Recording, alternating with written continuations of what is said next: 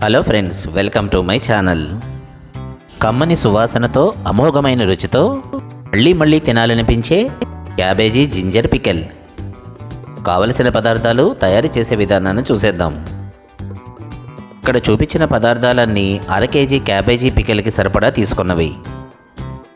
దానికి అనుగుణంగా మీకు నచ్చినట్లు అడ్జస్ట్ చేసుకోండి. తాజా క్యాబేజీ, ఒక వెల్లుల్లిపాయి, 100 గ్రాముల అల్లం, 100 గ్రాముల ఉప్పు, 50 గ్రాముల నువ్వులు, 1 స్పూను పసుపు, అర స్పూను ఇంగువ, 150 గ్రాముల చింతపండు, 100 గ్రాముల ఆవాలు, కొద్దిగా మెంతులు, 100 గ్రాముల కాశ్మీరీ చిల్లీ పౌడర్, అలాగే 50 గ్రాముల పచ్చికారం, చివరిగా ఆయిల్.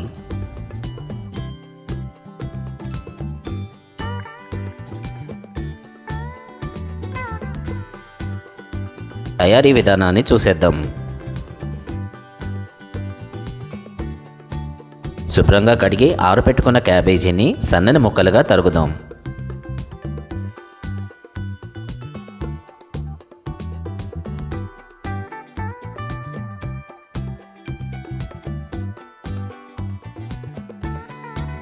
సన్నగా తరిగిన క్యాబేజీ మీద ఒక కాటన్ క్లాత్ని 10 నిమిషాల వరకు ఉంచండి. కాటన్ క్లాత్ ఎక్స్ట్రా మాయిశ్చర్ని పీల్చుకుంటుంది. అల్లాన్ని కూడా చిన్న చిన్న ముక్కలుగా కట్ చేద్దాం. అలాగే వెల్లుల్లి రెబ్బలు. వేడెక్కిన కడాయిలో ముందుగా ఆవాలను, మెంతులను సన్నని సెగ మీద కాసేపు వేగనిద్దాం. కాస్త త్వరగా వేగించుకోవటం వల్ల ఈ పికిల్ మరింత రుచిగా ఉంటుంది. స్టవ్ ఆఫ్ చేసి చల్లారిన ఈ ఆవాలను, మెంతులను ఒక మిక్సీ జార్లో తీసుకుని చక్కగా గ్రైండ్ చేద్దాం.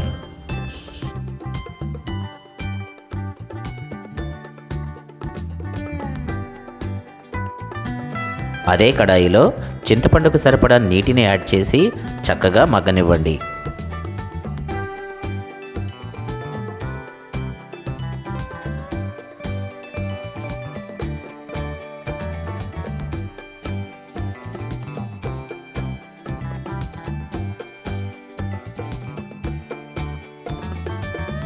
ఈ టెక్స్చర్ వస్తే సరిపోతుంది.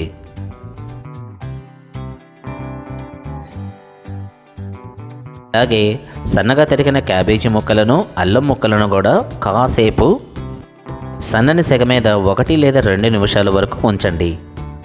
మరీలాగా కుక్ చేయకండి. ఏదైనా మాయిశ్చర్ కనుక ట్రాప్ అయి ఉంటే అది కూడా ఎవాపరేట్ అయిపోతుంది.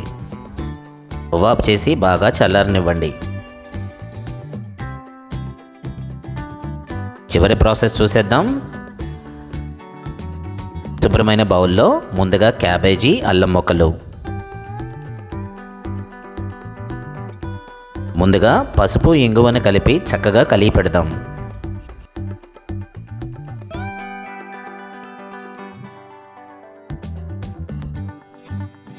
తర్వాత ఉప్పు,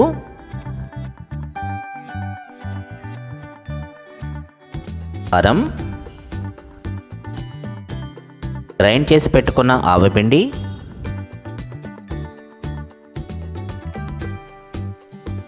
వెల్లుల్లి రెబ్బలను కూడా కలిపి ఈ మిశ్రమాన్ని చక్కగా కలిపి పెడదాం.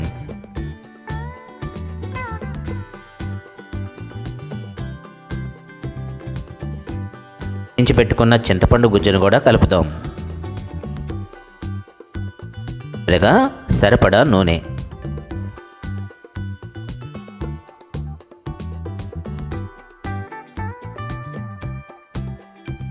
చక్కగా కలిపెట్టి చివరిగా నువ్వులతో తయారు చేసుకున్న తాలింపును కాస్త దట్టించేసేయండి.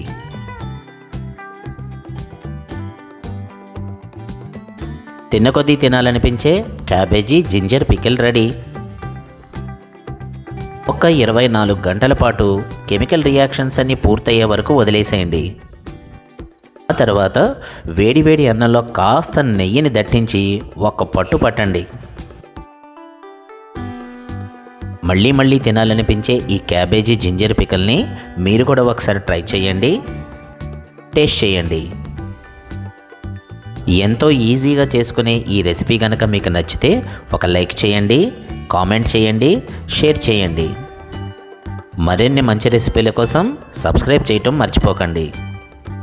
అలాగే బెల్ ఐకాన్ కూడా యాక్టివేట్ చేయండి. మరొక మంచి రెసిపీతో మళ్ళీ కలుద్దాం.